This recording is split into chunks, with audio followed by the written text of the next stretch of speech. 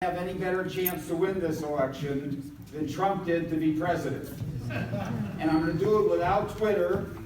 I have better ideas. If I do say so myself, I have better hair. And I'm not being funded by the Russian mob, as best I can tell, or anybody else other than myself. But if they want in, they're welcome to give me a call. So I do have a new campaign manager, the wonderful Madeline, who knows how to tweet. And she made me promise not to do it myself, and I made her promise not to do it at 3 o'clock in the morning. So tonight I want to talk about crime and safety, the causes and solutions to crime, which is basically education, about funding sports teams and stadiums, about the proposed sales tax, and maybe some other matters if we have time. I know everyone wants more police, but if we don't address the causes of crime, our grandchildren will still be asking for more police on their block. In a nutshell, the cause of crime is poverty, which in turn is caused by the lack of good education, the solution to which is better education. Historically, people have said, what can the mayor do about education? But because of my talking about it, I believe, it's now on everybody's radar, or should be. So any mayoral candidate who doesn't have education on their list of issues to address doesn't deserve your consideration. And any candidate who doesn't think the mayor can do anything about education doesn't deserve your vote.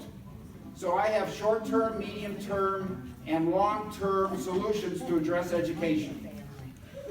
In the short term, we need to bring conflict resolution, job training, education, and jobs to the youth on the street who seem to have no better options than shooting each other and mugging strangers.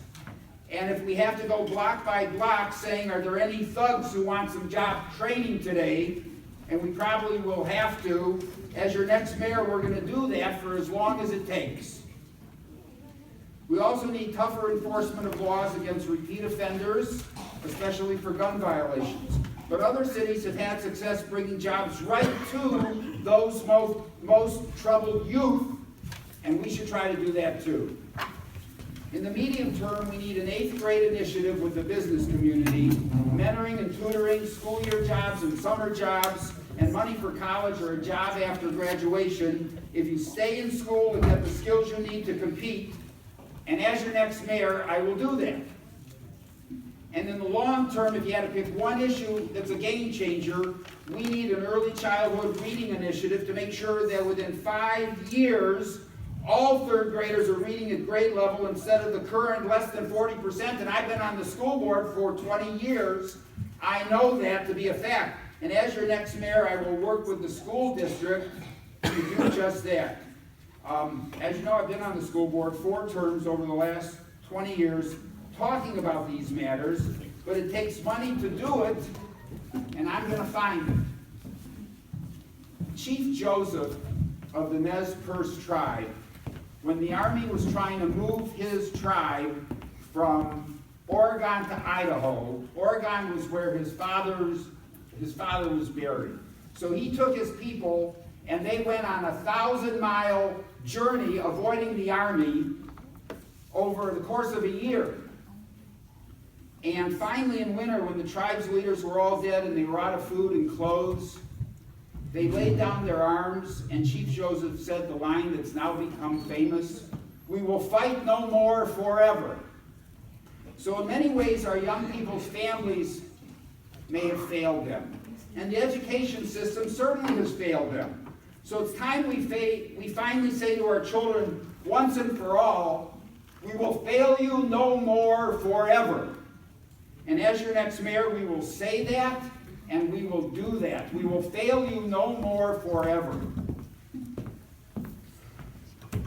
So where's the money going to come from these initiatives? From the 0.5% sales tax that's on the ballot in April, among other places. But first, let's talk about money for sports and sports stadiums. I love sports as much as the next person, but to give $80 million for a soccer stadium or money for Scott Trade Center upgrades when we don't have enough money for police and teachers and other city services is just crazy, and we're not going to do it under my administration. So here are the rules for money for sports stadiums. I'm tempted to say what Dean Martin, if you remember Dean, said to the bear when the bear wanted to sing on his show, "Not now, not ever, never."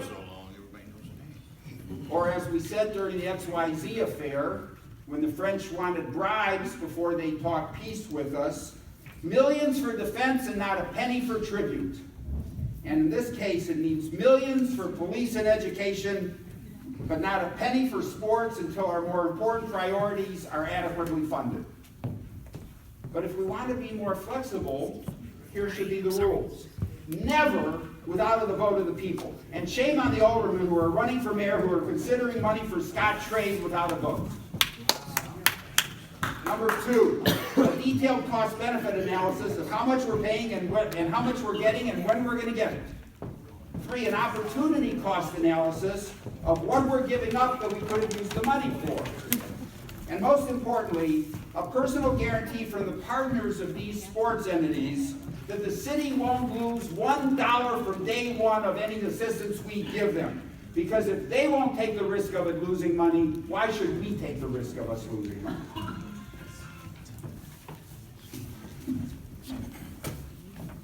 So let's talk about the sales tax and where the money's coming from for my education initiatives. The 0.5% sales tax on the ballot is expected to raise about $40 million, I believe. As presently constituted, the tax is to be used for police cameras and for a new north-south metro link. But not new police or salaries for them, and the soccer stadium, which was going to be part of it, seems dead. I'd rather have more and better paid police than police cameras, wouldn't you? Yeah. And more money for education than a new metro link line, wouldn't you? Even though those things may be important too. So it's complicated because I'm told that the sales tax can't be used for police salaries or education. But I promise you, I'll find a way. If you want to ask me about the details during the questions, you can.